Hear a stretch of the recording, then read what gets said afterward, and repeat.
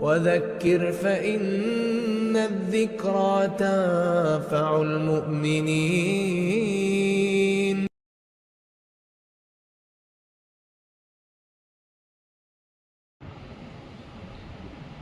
نحمده ونستعينه ونستغفره ونعوذ بالله من شرور أنفسنا ومن سيئات أعمالنا. من يهده الله فلا مضل له ومن يضلل فلا هادي له. وأشهد أن لا إله إلا الله وحده لا شريك له وأشهد أن محمدا عبده ورسوله. يا أيها الذين آمنوا اتقوا الله حق تقاته ولا تموتن إلا وأنتم مسلمون. يا أيها الناس اتقوا ربكم الذي خلقكم من نفس واحدة وخلق منها زوجها وبث منهما رجالا كثيرا ونساء. واتقوا الله الذي تساءلون به والأرحام إن الله كان عليكم رقيبا. يا أيها الذين آمنوا اتقوا الله وقولوا قولا سديدا يصلح لكم أعمالكم ويغفر لكم ذنوبكم ومن يطع الله ورسوله فقد فاز فوزا عظيما. أما بعد فإن خير الحديث كتاب الله وخير الهدي هدي محمد صلى الله عليه وسلم وشر الأمور محدثاتها وكل محدثة بدعة وكل بدعة ضلالة وكل ضلالة في النار. أعوذ بالله من الشيطان الرجيم. بسم الله الرحمن الرحيم. وقرن في بيوتكن ولا تبرجن تبرج الجاهلية الأولى وأقمنا الصلاة وآتينا الزكاة وأطعنا الله ورسوله إنما يريد الله ليذهب عنكم الرجس أهل البيت ويطهركم تطهيرا. محترم بزرگوں، نوجوان ساتھیوں، ماں اور بہنوں، پیارے بچوں، رمضان کا مبارک مہینہ اگر اس کے 3 حصے کیے جائیں تو اس کا ایک حصہ گزر چکا ہے اور ہم پہلے عشرے سے دوسرے عشرے میں داخل ہو رہے ہیں. اللہ تعالیٰ نے اس مہینے کا جب ذکر قرآن میں کیا تو اللہ نے اس کو ایام معدودات کہا، گنتی کے چند دن. جب شروع ہوتا ہے تو ہمیں لگتا ہے کہ ایک مہینہ، لیکن جیسے ہی ایک عشرہ گزرتا ہے کاؤنٹ ڈاؤن شروع ہو جاتا ہے اور پھر یہ رحمتوں والا مہینہ اتنی تیزی سے، اور آخری عشرہ تو جیسے شروع ہوتا ہے تو معلوم نہیں ہوتا کب شروع ہوا کب ختم. یہ افسوس کی بات ہے کہ اس مہینے کے شروع میں ہمارے اندر جو جوش ہوتا ہے، جو انرجی ہوتی ہے، پہلا عشرہ ختم ہوتے ہوتے وہ انرجی بہت سلو ہو جاتی ہے. اور آخری عشرہ جو سب سے قیمتی ٹائم ہے، ہمیں سے بڑی تعداد میں لوگ اس آخری عشرے میں مسجد سے دور بازاروں میں نظر آتے ہیں، عید کی خریداری اور تیاریوں میں نظر آتے ہیں. دعا کیجیے اللہ تعالیٰ اس مہینے کی ہم سب کو قدر کرنے کی توفیق دے، اور جو بچے کچھ ایام ہیں اللہ تعالیٰ ہمیں ایسے عمل کرنے کی توفیق دے جن سے اللہ تعالیٰ راضی. کل ہم نے صحابہ پر آپ کے سامنے بات کی تھی اور ہم نے یہ وعدہ کیا تھا کہ ہمارے اس موضوع کا جو دوسرا پہلو ہے، اہل بیت کون؟ کیونکہ اہل بیت اور صحابہ کے بیچ میں کلیش دکھایا گیا، ایک جھگڑا دکھایا گیا. اور شیعہ فرقہ جو پیدا ہوا، روافض کا جو فرقہ پیدا ہوا، اس فرقے نے اپنا نعرہ ہی لگایا کہ صاحب اہل بیت کے چاہنے والے. تو کیا ہم اہل بیت کے چاہنے والے ہیں؟ یا اہل بیت کو چاہنے کا کیا مطلب ہے؟ پھر اہل بیت ہیں کون؟ اور اہل بیت کے تعلق سے ہمارا کانسیپٹ کیا ہونا چاہیے، ہمارا بلیف کیا ہونا چاہیے، ہمارا عقیدہ کیا ہونا چاہیے؟ اہل بیت کے بارے میں کیا صحیح ہے، کیا غلط ہے، اور کیا واقعی میں صحابہ اور اہل بیت میں بڑی دشمنی تھی؟ یہ کچھ موٹی موٹی باتیں ہیں جو آج کے درس میں ہم سمجھنے کی انشاءاللہ کوشش کریں۔ اہل بیت کا جو لفظ ہے اردو میں بھی استعمال ہوتا ہے۔ اہل کے معنی وعدے اور بیت کے معنی گھر، اہل بیت گھر۔ اردو میں ہم جس کو خاندان بولتے ہیں، ہندی میں پریوار بولتے ہیں، انگلش میں فیملی بولتے ہیں، تو اس کے لیے عربی میں لفظ ہے اہل بیت۔ شریعت کی ٹرم میں اہل بیت کون ہے؟ شریعت میں اہل بیت کس کو کہا گیا ہے؟ اس کو ہم تین چیزوں سے سمجھنے کی کوشش کریں گے، ایک قرآن کی آیت سے اور دو حدیثوں سے ہم سمجھیں۔ پہلی آیت جو میں پڑھنے جا رہا ہوں یہ سورۃ الاحزاب کی آیت نمبر 33، قرآن کے 22ویں پارے کی اسٹارٹنگ میں ہے۔ اللہ تعالیٰ اس آیت میں اپنے نبی کی بیویوں کو، ازواج مطہرات کو خطاب کر رہا ہے، امت کی ماؤں کو خطاب کر رہا ہے۔ وَقَرْنَ فِي بُيُوتِكُنَّ وَلَا تَبَرَّجْنَ تَبَرُّجَ الْجَاهِلِيَّةِ الْأُولَىٰ، اے نبی کی بیویوں اپنے گھر میں عزت کے ساتھ رہو، گھر کے باہر نہ نکلو۔ وَلَا تَبَرَّجْنَ تَبَرُّجَ الْجَاهِلِيَّةِ الْأُولَىٰ، اور اگر گھر کے باہر نکلنا پڑے تو کبھی بن سنور کر کے نہ نکلنا، اپنے آپ کو ایکسپوز کر کے نہ نکلنا، اپنے آپ کو نمایاں کر کے نہ نکلنا، پردے میں نکلنا، اسلامی شرم و حیا کے ساتھ نکلنا۔ جب یہ آیت کریمہ نازل ہوئی تو حضرت سودا رضی اللہ تعالیٰ عنہ اللہ کے رسول کی ایک بیوی ہے، انہوں نے کہا کہ یہ آیت ہم سے کہہ رہی کہ اب ہمیں گھر سے نہیں نکلنا ہے۔ تو انہوں نے اللہ کے رسول کے ساتھ ایک بار جو حج کیا تھا زندگی میں، اس کے بعد انہوں نے کبھی حج بھی نہیں کیا۔ بعد میں اللہ کے نبی صلی اللہ علیہ وسلم کی اور بیویوں نے حج کیا، عمرہ کیا، انہوں نے کہا میں کبھی حج اور عمرہ بھی نہیں کروں گی۔ قرآن کہہ رہا ہے کہ اپنے گھر میں رہو، اپنے گھر نبی کی بیویاں اور نبی کی صحابیات قرآن اور حدیث کی باتوں پر عمل کرنے میں، یعنی ہماری اور آپ کی سوچ سے بھی اوپر کی بات ہے۔ بھئی وہاں جائز چیزوں کے لیے نکلنے سے اللہ نے منع نہیں کیا، مگر حضرت سودا کا کہنا یہ تھا کہ ایک بار حج فرض ہو گیا، اب میں دوبارہ گھر سے کبھی کر دوں۔ تو یہ اللہ نے اپنے نبی کی بیویوں کو، اس کے بعد فرمایا وَأَقِمْنَ الصَّلَاةَ، نماز قائم کرتی رہو اے نبی کی بیویوں، وَآتِينَ الزَّكَاةَ، زکات ادا کرتی رہو۔ زکات کے بارے میں بھی بڑی غلط فہمیاں ہمارے اور آپ کے بیچ میں۔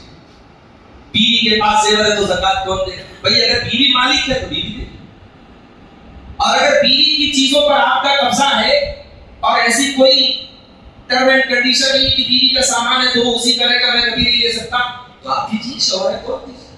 اور اگر بائی چانس شوہر اتنا غریب ہے کہ شوہر کے پاس زکات دینے کی طاقت نہیں اور بیوی کے پاس اتنا زیور ہے اس پر زکات فرض ہوتی تو بیوی کو زکات دینا ہے۔ اور یہ پتہ نہیں کس نے دماغ میں ڈال دیا تھا کہ ایک بار زکات دے دیا تو لائف ٹائم چھٹی ہوگی، جب تک کوئی چیز ہمارے پاس زکات دینے کی ضرورت ہے۔ ایک ساتھ کہہ رہے ہیں کہ ایک کپڑے کو کتنی بار دھویا جائے گا، کیا مثال ہے۔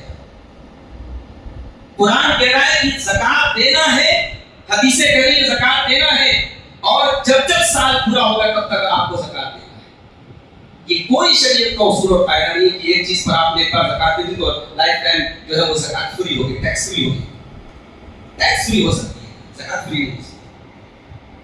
جب تک آپ کے پاس نصاب کے برابر چیز ہے آپ کو زکات دینا ہے۔ قرآن یہاں نبی کی بیویوں سے کہہ رہا ہے زکات، اس کا مطلب کہ عورت کے پاس بھی کوئی پراپرٹی ہو سکتی ہے، اتنا پیسہ ہو سکتا ہے کہ وہ زکات دے۔ اس کے بعد فرمایا وَأَطِيعُوا اللَّهَ وَرَسُولَهُ، اور اے نبی کی بیویوں تم اللہ کی اطاعت کرتی رہنا، رسول کی اطاعت کرتی رہنا۔ انما یرید اللہ لیذہب عنکم الرجس اہل البیت، اللہ تعالیٰ یہی چاہتا ہے اے نبی کے اہل بیت کہ اللہ تعالیٰ تم سے ہر قسم کی گندگی کو دور کر دے، وَيُطَهِّرَكُمْ تَطْهِيرًا، اور اللہ تعالیٰ تم کو مکمل طریقے سے پاک کر دے۔ اب یہ آیت کا ترجمہ میں نے آپ کے سامنے کہا۔ اب کامن سینس بھی یہ کہہ رہا ہے کہ جب یہاں پوری آیت نبی کی بیویوں کو ایڈریس کر رہی ہے، پورا سلسلہ کلام نبی کی بیویوں کو خطاب ہو رہا ہے. تو اب یہاں اہل بیت سے مراد کون ہے؟ نبی کی بیویاں ہیں، ازواج مطہرات ہیں، اس امت کی مائیں. مگر آپ کو بڑی حیرت کی بات بتاؤں کہ اپنے مسلک کی بنیاد اہل بیت کی محبت پر رکھنے والا شیعہ فرقہ اہل بیت میں اللہ کے نبی کی بیویوں کو شامل ہے. کہتا نہیں ازواج مطہرات نبی کی بیویاں اہل بیت میں شامل.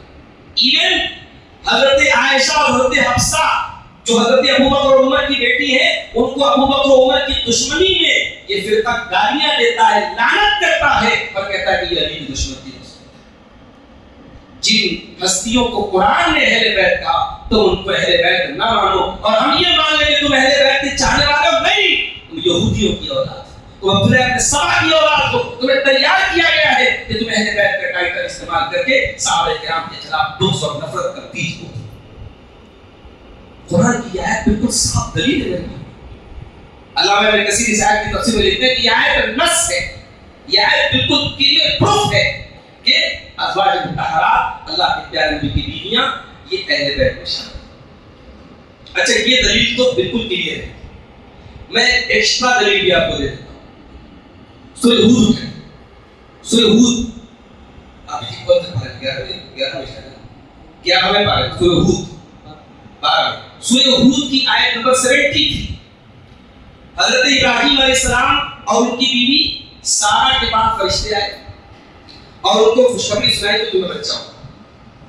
سارہ کو بڑی حیرت ہوئی، مجھ بڑھیا کو بچہ ہوگا. تو انہوں نے اپنے چہرے پر تھپڑ مارا اور کہا کہ میرا شوہر بوڑھا ہو گیا، میں باج ہوں، بے اولاد ہوں، مجھے بیٹا ہوگا. تو فرشتوں نے کیا کہا؟ قالوا اتعجبین من امر اللہ رحمت اللہ وبرکاتہ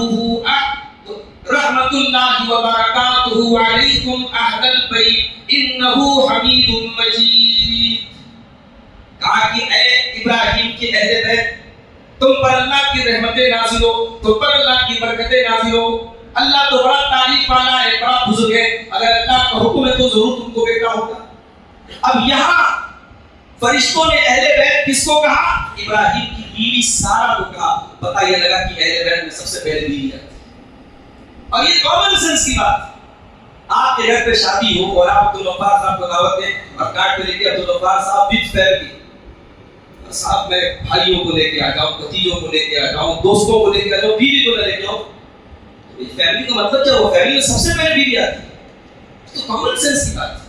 تو قرآن کی آیت واضح دلیل ہے کہ اللہ کے نبی کی بیویاں اہل بیت میں شامل اور اللہ کے نبی کی بیویوں کا مقام میرے پیارے والے بہت اونچا ہے. اس امت کی ماں ہے، قرآن نے کو ماں کہا. جس طریقے سے آپ اپنی سبھی ماں کا احترام کرتے ہیں، نبی کی بیویوں کو بھی ماں کا احترام دینا ہے، ماں کا درجہ ہے. النبی اولا بالمؤمنین من انفسہم وازواجہ امہاتہم. نبی کی بیویاں ایمان والوں کی مائیں ہیں. اور سورہ احزاب میں اللہ نے دوسرے مقام پر فرمایا وما كان لكم ان تؤذوا رسول الله ولا ان تنكحوا ازواجه من بعده ابدا. تمہیں اس بات کا کوئی حق نہیں ہے کہ تم اللہ کے رسول کو تکلیف پہنچاؤ، اور اس بات کا بھی کوئی حق نہیں کہ تم نبی کی بیویوں سے کبھی شادی کرو. دنیا کی تمام عورتیں بیوہ ہو جائیں، 4 مہینہ گزرنے کے بعد آپ شادی کر سکتے. نبی کی بیویوں سے کوئی شادی نہیں کر سکتا. وہ مائیں ہیں اس امت کی، ان کے ساتھ ماں کا رشتہ ہے، کوئی امتی ان کے ساتھ شادی نہیں کر سکتی. دنیا میں بھی نبی کی بیویاں ہیں اور آپ لوگ بھی نبی کی بیویاں. یہ بیویاں نبی کی کبھی تصور کرو تو میرے بھائی روٹ پہ کھڑے ہوتے ہیں. آج ہمارے گھروں میں اللہ نے کتنی نعمتوں سے ہماری عورتوں کو نوازا ہے، مگر پھر بھی زبان پر شکایت ہے. کھانے پینے کی کوئی کمی نہیں، کپڑے پہننے کی کوئی کمی نہیں، سارے شوق اور ارمان پورے ہوتے ہیں، پھر بھی عورتوں کی زبان پر شکایتیں رہتی ہیں. اللہ معاف کرے. کبھی غور کرو میرے بھائیوں، میری ماں اور بہنوں، نبی کی بیویوں نے کیسی زندگی گزاری. ولید بن الملک کے دور میں جب مسجد نبی کو ایکسپینڈ کیا جانے لگا، اس کے کمرے توڑنے کی بات آئی تو مدینہ کی عورتیں، مدینہ کے بچے سب کھڑے تھے. کہنے لگے یہ نبی کے کمرے، ان کو نہ توڑا جائے، ان کو ایک میموریل بنا کے رکھا جائے، ان کو ایک ہمارا ہیریٹیج بنا کے رکھا جائے، وراثت بنا کے رکھا جائے. آنے والی نسلیں دیکھیں محمد رسول اللہ کے کمرے کیسے. اس امت کی سب سے بہترین ماؤں نے، اس امت کی سب سے بہترین عورتوں نے، اس امت کی فرسٹ لیڈیز نے کیسے کمروں میں زندگی گزاری تھی. چھوٹی چھوٹی ہائٹ کے کپڑے تھے، مٹی کے بنے ہوئے، کھجور کے تنے کے پلرز تھے، اور صحابہ کہتے ہیں کہ ہم کمرے میں جاتے تھے، ہاتھ بڑھاتے تھے تو چھت کو ٹچ کرتے تھے۔ ان کمروں میں کوئی بیڈ نہیں، کوئی فرنیچر نہیں، کوئی الماری نہیں، کوئی تجوری نہیں، معمولی سی چٹائی بچھی رہتی تھی، تھوڑا سا جو رہتا تھا، تھوڑا سا لکڑی کا پیالہ رہتا تھا۔ یہ نبی رحمت کی کائنات تھی، یہ نبی رحمت کا ایسٹ تھا، یہ نبی رحمت کا کمرہ تھا، یہ سنت کی ماؤں کا کمرہ تھا۔ اور جب قرآن کی آیت نازل ہوئی 21ویں پارے کی لاسٹ آیت کہ اے نبی کہہ دو اپنی بیویوں سے، جب نبی کی بیویوں نے نبی اکرم سے مطالبہ کیا کہ اللہ کے نبی ہمارا جو سال میں ہم کو پیسہ ملتا ہے، خرچہ ملتا ہے، اس میں کچھ ایکسٹینشن ہونا چاہیے، جو بڑھوتری ہونی چاہیے، پیسہ کم ملتا ہے، اب لوگوں کے پاس کچھ آ گیا کہ ہمارے گھر میں بھی اچھا کھانا بننا چاہیے۔ اللہ تعالیٰ کو یہ انداز پسند نہیں ہے نبی کی بیویوں کا۔ قرآن کی آیت نازل یا ایھا النبی قل لازواجک ان کنتن تردن الحیاۃ الدنیا وزینتها فتعالین امتعکن واسرحکن سراحا جمیلا۔ اے نبی اپنی بیویوں سے کہہ دیجیے اگر تم دنیا چاہتی ہو، دنیا کی دولت چاہتی ہو، آ جاؤ، میں تم کو دنیا کی دولت دینے کو تیار ہوں، لیکن پھر تم کو میرے گھر سے نکلنا پڑے گا، میں تم کو طلاق دے دیتا ہوں۔ وَإِن كُنتُنَّ تُرِدْنَ اللَّهَ وَرَسُولَهُ وَالدَّارَ الْآخِرَةَ، اور اے نبی کی بیویوں اگر تم اللہ سے محبت کرتی ہو، رسول سے محبت کرتی ہو، اور آخرت کا گھر حاصل کرنا چاہتی ہو، فَإِنَّ اللَّهَ أَعَدَّ لِلْمُحْسِنَاتِ مِنكُنَّ أَجْرًا عَظِيمًا، تو نبی جیسے رکھتے ہیں تم کو ویسے رہا کرو، نبی کے کمرے میں، نبی کے گھر میں جیسے نبی رکھتے ویسے رہا کرو، نیکی کرتی رہو، اللہ تعالیٰ تم کو بہت بڑا اجر دے گا۔ یہ دو آیتیں نازل اللہ کے پیارے حبیب اپنی بیوی محبوب بیوی حضرت عائشہ کے پاس کہا، یا عائشہ ایک بات کہنا چاہتا ہوں، سوچ سمجھ کے جواب دینا، ماں باپ سے رائے کر کے جواب دینا۔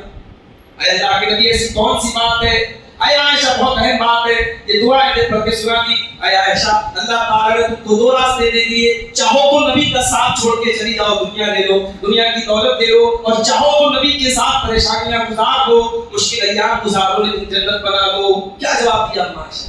اللہ قرآن کا وہ اپنی ماؤں کے اوپر انہوں نے دنیا کو ٹھوکروں میں رکھا ہے، ہماری ماؤں نے دنیا کو ٹھوکروں میں رکھا۔ حضرت عائشہ نے کہا کہ اللہ کے رسول مجھے اپنے ماں باپ سے رائے دے، کوئی ضرورت نہیں، اس مسئلے میں مجھے اپنے ماں باپ سے کوئی اوپینین نہیں دینا، کوئی رائے نہیں دینا، میرا جواب بالکل کلیئر ہے، میں اللہ کو چنتی ہوں، میں رسول کو چنتی ہوں، میں جنت کو چنتی ہوں، اے اللہ کے رسول آپ کے ساتھ ہوں گی، جو کھلائیں گے وہ کھاؤں گی، جیسے رکھیں گے رہوں گی، آپ کے ساتھ رہوں گی، آپ کی بیوی بن کے رہوں گی، آپ کی زوجہ بن کے رہوں گی۔ اور یہی جواب اللہ کے نبی کی تمام بیویوں تو اہل بیت میں سب سے پہلے نبی کی بیوی ہے۔ یہ ایک حدیث اپنے سامنے کلیئر رکھیے، یہ آیت قرآن۔ اب دوسری حدیث، اب جو دوسری حدیث میں پڑھنے جا رہا ہوں یہ صحیح مسلم کی حدیث۔ حدیث کے راوی کون ہے؟ حضرت زید بن ارقم رضی اللہ عنہ کہتے ہیں اللہ کے نبی نے خطبہ دیا، کہا دیا جب آپ حج سے واپس لوٹ رہے تھے، حج کرتے جب آپ واپس لوٹ رہے تھے تو آپ نے مکہ اور مدینہ کے بیچ میں ایک تالاب تھا جس کا نام خم تھا، وہاں پہ آپ نے خطبہ دیا۔ خطبے میں آپ نے اللہ کی حمد و ثنا بیان کی، اور حمد و ثنا بیان کرنے کے بعد آپ نے کہا ایھا الناس انما انا بشر یوشک ان یاتینی رسول ربی، اے لوگوں میں ایک انسان ہوں، ہو سکتا ہے اللہ کا فرشتہ بہت جلد میرے پاس آ جائے اور میں اللہ کے پاس چلا جاؤں۔ وَإِنِّي تَارِكٌ فِيكُمْ ثَقَلَيْنِ، میں دو بھاری چیزیں تمہارے بیچ میں چھوڑ کے جا رہا ہوں۔ اولہما کتاب اللہ، پہلی چیز اللہ کی کتاب چھوڑ کے جا رہا ہوں۔ فِيهِ الْهُدَىٰ وَالنُّورُ، اس کتاب میں ہدایت ہے، اس کتاب میں روشنی ہے۔ فَخُذُوهُ، اس کتاب کو پکڑے رہنا، وَاسْتَمْسِكُوا بِهِ، اس کتاب کو تھامے رہنا۔ فَحَثَّ عَلَيْهِ وَرَغَّبَ فِيهِ، آپ نے قرآن کی فضیلت بیان کی، قرآن پر لوگوں کو ابھارا۔ اس کے بعد آپ نے فرمایا وَأَهْلُ بَيْتِي، اور دوسری چیز میں بھاری چیز جو تم کو تمہارے بیچ میں چھوڑ کے جا رہا ہوں، اپنے اہل بیت کو چھوڑ کے جا رہا ہوں۔ أُذَكِّرُكُمُ اللَّهَ فِي أَهْلِ بَيْتِي، أُذَكِّرُكُمُ اللَّهَ فِي أَهْلِ بَيْتِي، أُذَكِّرُكُمُ اللَّهَ فِي أَهْلِ بَيْتِي، میں تم کو اللہ سے ڈرنے کا حکم دیتا ہوں اپنے اہل بیت کے بارے میں، میں تم کو اللہ سے ڈرنے کا حکم دیتا ہوں اپنے اہل بیت کے بارے میں، میں تم کو اللہ سے ڈرنے کا حکم دیتا ہوں۔ یہ حدیث کون بیان کرتا ہے؟ زید بن ارقم رضی اللہ عنہ۔ جب انہوں نے یہ حدیث بیان کری تو ان سے روایت کرنے والے تابعی کا نام حسین اسواد سے حسین، انہوں نے پوچھا کہ اے زید بن ارقم یہ بتائیے کہ اہل بیت کون؟ نبی کے اہل بیت کون؟ کیا نبی کی بیویاں اہل بیت میں سے نہیں؟ تو انہوں نے فرمایا کہ نساء من اہل بیت، نبی کی بیویاں تو آلریڈی اہل بیت میں شامل ہیں، مگر یہاں اہل بیت سے مراد نبی کے وہ رشتہ دار ہیں جن پر صدقہ حرام ہے، کا کون رشتہ دار ہے جن پر صدقہ حرام ہے؟ کہا کہ حضرت علی کی تمام اولاد، حضرت عقیل کی تمام اولاد، حضرت عباس کی تمام اولاد، حضرت جعفر کی تمام اولاد۔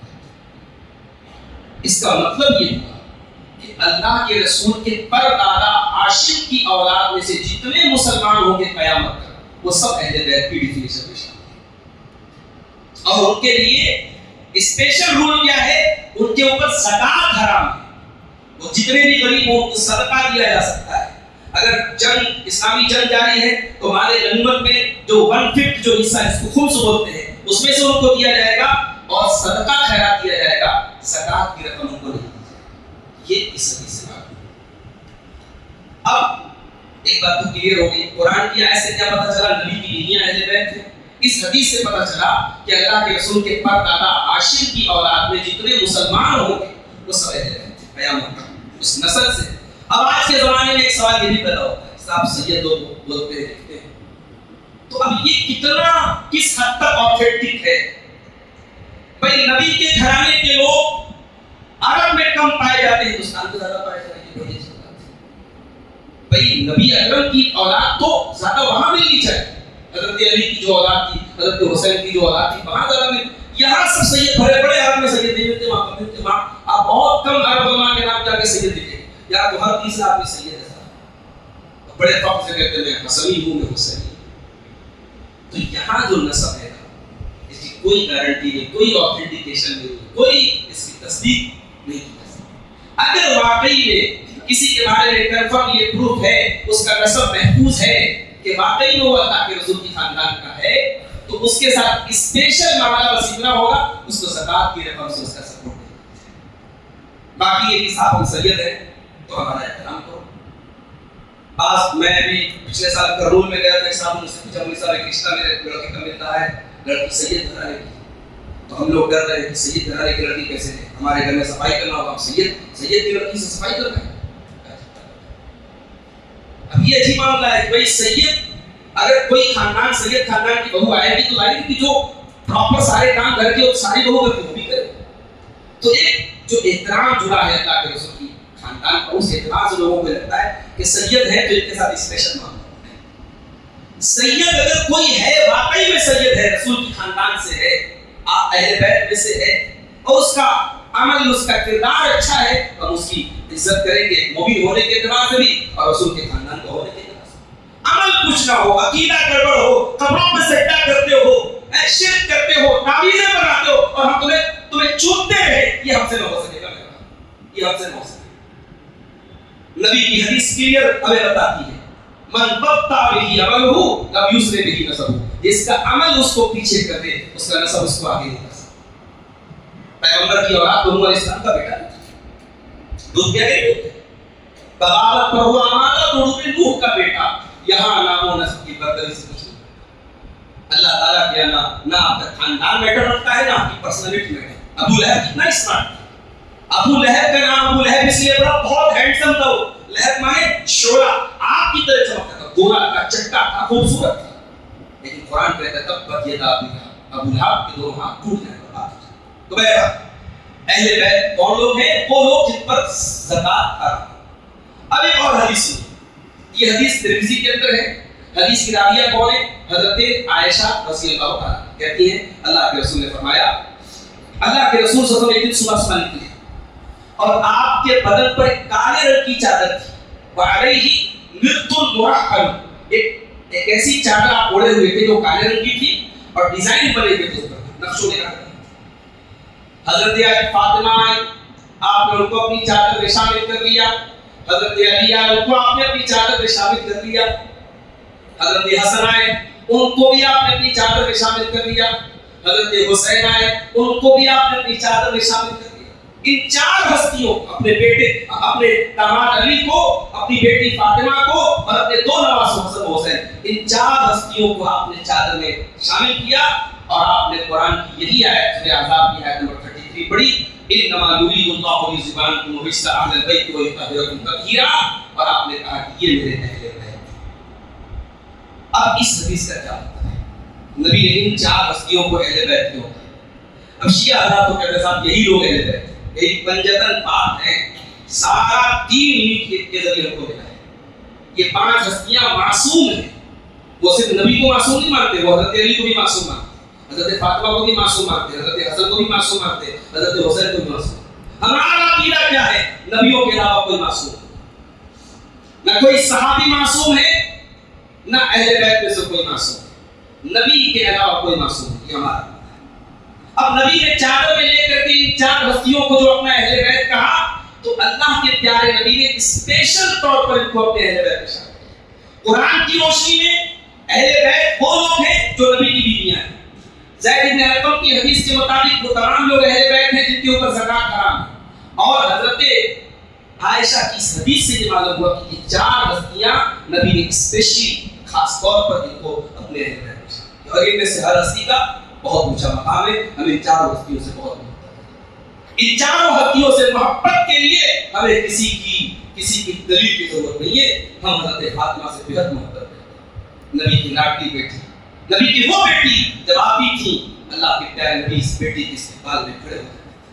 اللہ کے نبی اس بیٹی کا ہاتھ چوم کر کے اپنے بازو میں بٹھاتے تھے. فاطمہ وہ بیٹی آپ کی ہے, جب وہ چلتی تھی اپنا عائشہ کہتی ہے کہ بالکل نبی کی چال کی جیسی چال تھی.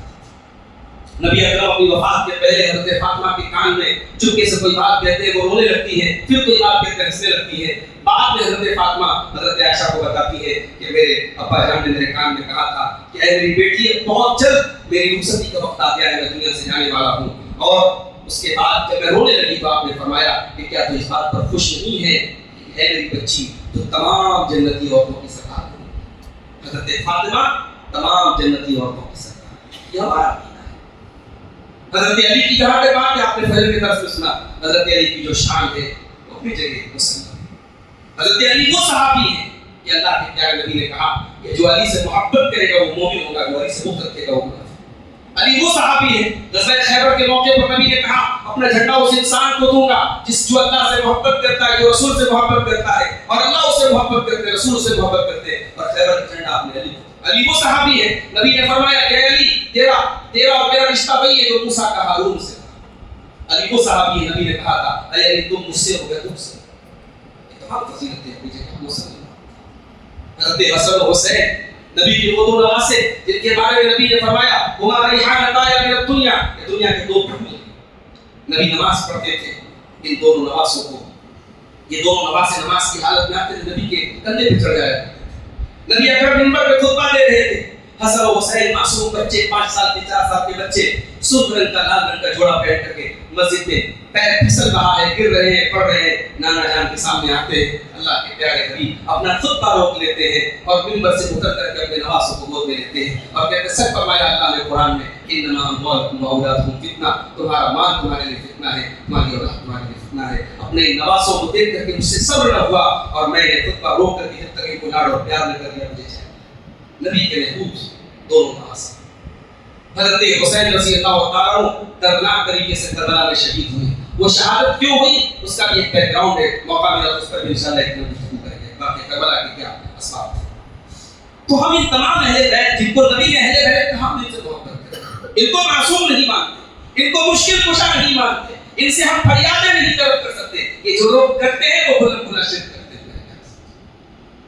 اور یہ بھی یاد رکھیں جو یہ کہا جاتا ہے کہ صاحب اہل بیت اور صحابہ میں بڑی دشمنی تھی, میں آپ سے ایک بات پوچھوں, اگر آپ میرے دشمن ہیں اور آپ نے میرے بڑوں کو نقصان پہنچایا تو میں آپ سے کوئی تعلق رکھنا تو بہت دور کی بات ہے. میں آپ کا نام بھی اپنے گھر میں لینا گوارا نہیں کروں. Common sense. اگر واقعی میں حضرت ابو بکر و عمر, اللہ معاف کرے جو انہوں نے عقیدہ کرا ان شیعوں نے کہ ابو بکر و عمر یہ اہل بیت کے دشمن تھے, حضرت ابو بکر پر یہ الزام لگاتے ہیں کہ حضرت ابو بکر نے حضرت فاطمہ ان کے پاس اپنے باپ کی وراثت مانگنے آئی اور انہوں نے نہیں دیا. کس ابو بکر پر یہ الزام لگاتے ہیں؟ اس ابو بکر جس نے اپنا سب کچھ نبی کے لیے لٹایا تھا. وہ زمین کے ٹکڑے کے نبی کی بیٹی کو ناراض کرے گا, نبی کے لفظ جگر کو ناراض کرے گا. تم اس ابو بکر پر الزام لگاتے ہو کہ اس ابو بکر نے حضرت فاطمہ کی زمین کو ہڑپ لیا اور جھوٹی حدیث پڑھ کے سنا دی کہ نبی اکرم نے فرمایا کہ ہم نبیوں کی کوئی وراثت نہیں پڑھتے. وہ ابو بکر جو نبی کے لیے اپنی جان دینے کو تیار رہتے تھے, وہ ابو بکر ہجرت کے سفر میں دار سور میں اس دل میں اپنا انگوٹھا لگا بتایا ہمیں کہ جس دل میں سے کوئی زہریلا جانور نکل کے بار بار ڈنک مار رہا تھا اور اس کی تکلیف برداشت کر رہے تھے، آنکھوں سے جب آنسو گرتے ہیں اور محمد رسول اللہ کے اوپر جب پڑتے ہیں اور آپ کی نیند کھلتی ہے، تب اللہ کے نبی کو پتہ چلتا ہے کہ ابو بکر کے پیر میں، ان کے انگوٹھے میں جو ہے وہ کوئی زہریلا جانور ڈنک مار رہا ہے، لیکن نبی کی آرام میں خلل نہ پڑے اس لیے ابو بکر صدیق نام نکال لیا۔ اس ابو بکر پر الزام لگا، وہ ابو بکر کی غزوہ تبوک کے موقع پر انہوں نے اپنا سب کچھ لا کے نبی کے قدموں میں رکھ دیا اور نبی نے پوچھا کہ ابو بکر گھر والوں کے لیے کیا چھوڑ کے آئے ہو؟ تو کہا کہ اللہ کے نبی میں گھر والوں کے لیے اللہ کو اس کے رسول کو چھوڑا۔ ان پر یہ الزام لگاتے کہ انہوں نے نبی کی بیٹی کھا، حضرت عمر پر الزام لگاتے کہ صاحب حضرت عمر جو ہے وہ حضرت فاطمہ کے گھر پہ گئے، ان کے دروازے میں آنکھ لگائی، دروازہ حضرت فاطمہ کے پیٹ پہ گرا، ان کے پیٹ کا بچہ شہید ہو گیا۔ نوز باللہ، نوز باللہ، کیا کہانیاں تم نے گڑھ کے رکھی۔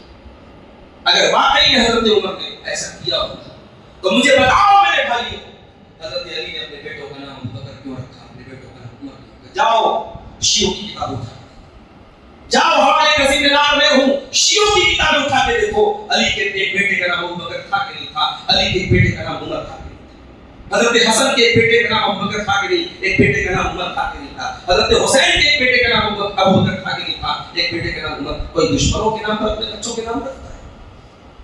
یہ کہانیاں گڑھی ہیں، ایک نیا دین پیدا کیا، ایک وہ دین تھا جو محمد رسول اللہ لے کر کے آئے، اس کے پیرووں نے یہ دین لے کے آیا گیا۔ یہ دین ہم سے کیا کہتا ہے؟ نبی کے صحابہ سب غدار تھے، نبی کے صحابہ سب منافق تھے، نبی دنیا سے گئے، سب صحابہ نے نبی کے گھر والوں کے ساتھ غداری کی، نبی کے ساتھ غداری کی، اور میرے نبی جو دین لے کے آئے، میرے نبی جو قرآن لے کے آئے، وہ قرآن کہتا ہے محمد رسول اللہ والذین معه اشداء علی الکفار رحماء بینہم۔ میرے نبی کے سب صحابہ نبی کے چاہنے والے، نبی کے لیے جان دینے والے، نبی کی جان نثار تھے، نبی کے وفادار تھے۔ اور رشتہ داریاں ہوئی میرے حضرت عمر نے، حضرت عمر بہت احترام کرتے تھے۔ حضرت عمر کے زمانے میں جب پہلی مرتبہ رجسٹر تیار ہوا کہ مسلمانوں کو جو وظیفہ کیا جائے گا، وہ جب رجسٹر تیار ہوا تو رجسٹر میں پہلے کس کا نام لکھا جائے؟ لوگوں نے کہا کہ آپ امیر المومنین، آپ کا نام پہلے لکھا جائے۔ کہا نہیں، پہلے نبی کے رشتہ داروں کا نام لکھا جائے، عمر کا نام وہاں لکھا جائے گا، وہاں رکھا جائے گا جہاں عمر کی حیثیت ہے۔ جب عمر کا نام نبی نے رکھا ہے، پہلے نبی کے رشتہ داروں کا نام رکھا جائے۔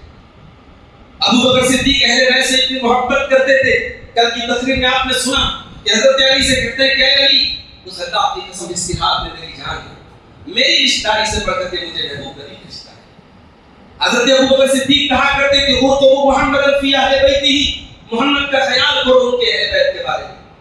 اور حضرت علی سے ان کے بیٹے، سوتیلے بیٹے محمد بن حنفیہ نے مجھے بخاری کی روایت ہے، حضرت علی سے پوچھا ان کے بیٹے نے کہ ابا جان، رسول اکرم کے بعد سب سے بہترین ہستی کون سی ہے؟ انہوں نے کہا ابو بکر صدیق کی ہستی۔ پھر پوچھا اس کے بعد کس کی ہستی ہے؟ کہا عمر فاروق کی ہستی ہے۔ عمر فاروق کا انتقال ہوا، غسل دیا جا رہا ہے۔ عبداللہ بن عباس کہتے ہیں پیچھے سے ایک سامنے آ کر کے کہا اللہ کی قسم اے مرنے والے، اگر اللہ مجھ سے پوچھے گا کس کے جیسا عمل تو لے کے آنا چاہتا ہے، میں تیرا نام لے کر کہوں گا کہ تیرے جیسا عمل لے کے جانا چاہتا ہوں۔ اللہ کی قسم مجھے امید ہے کہ تو اپنے دونوں ساتھیوں کے ساتھ رہے گا، تو ابو بکر کے ساتھ رہے گا، تو محمد رسول اللہ کے ساتھ رہے گا، کیونکہ جب بھی میں نبی کی زبان سے سنتا تھا نبی کہتے تھے ابو بکر آئے، عمر آئے، ابو بکر گئے، عمر گئے۔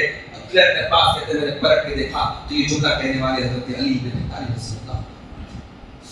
یہ دشمنی، یہ عداوت کی داستانیں پڑھی، رشتہ داریاں ہوئی ہیں اہل بیت۔ حضرت علی نے اپنی بیٹی دی حضرت عمر کے نکاح، اور یہ حضرت عمر نے یہ نکاح صرف اس لیے کیا تاکہ نبی کے ساتھ، ان کے گھر کے ساتھ ان کے رشتہ داری ہو جائے۔ حضرت ام کلثوم بنت علی کی شادی حضرت عمر کے ساتھیوں کے شیعہ کتابوں نے یہ تصویر کیا ہے کہ ہاں حضرت عمر کا نکاح حضرت علی کی بیٹی ام کلثوم کے ساتھ۔ یہی نہیں، اور آگے بڑھیے، حضرت حسین رضی اللہ تعالیٰ عنہ کے بیٹے کا نام کیا تھا؟ علی بن حسین زین العابدین۔ انہوں نے اپنے بیٹے محمد الباقر کی شادی کس سے کی؟ ام فروہ بنت قاسم بن محمد بن ابی بکر، یعنی حضرت ابو بکر کی پوتی کے ساتھ شادی۔ کس نے شادی کی؟ حضرت حسین کے بیٹے نے اپنے بیٹے، یعنی حضرت حسین کے پوتے کی شادی، حضرت محمد الباقر کی شادی کس سے ہوئی؟ حضرت ام فروہ بنت قاسم بن محمد بن ابی بکر سے۔ تو یہ رشتہ داریاں ہیں اہل بیت اور صحابہ۔ اور یہ بات یاد رکھو میرے پیارے ساتھی، ہم اہل بیت سے محبت کرتے ہیں اور ہماری اہل بیت کی محبت بالکل کلین اینڈ کلیئر. روئیں گے وہ اور قیامت تک وہ روئیں گے جو اہل بیت کی محبت کے نام پہ صحابہ کو گالی دیتے ہیں. ان کے سینے اس لائق ہے کہ پیٹے جائیں, ان کے گریبان اس لائق ہے کہ چاک کیے جائیں, وہ اس لائق ہیں کہ ذلیل و خوار ہوتے رہے قیامت. الحمدللہ ہمارے دونوں ہاتھ میں. اللہ ہم سے پوچھے تو نبی سے محبت کرتا تھا یا اللہ ضرور کرتے تھے.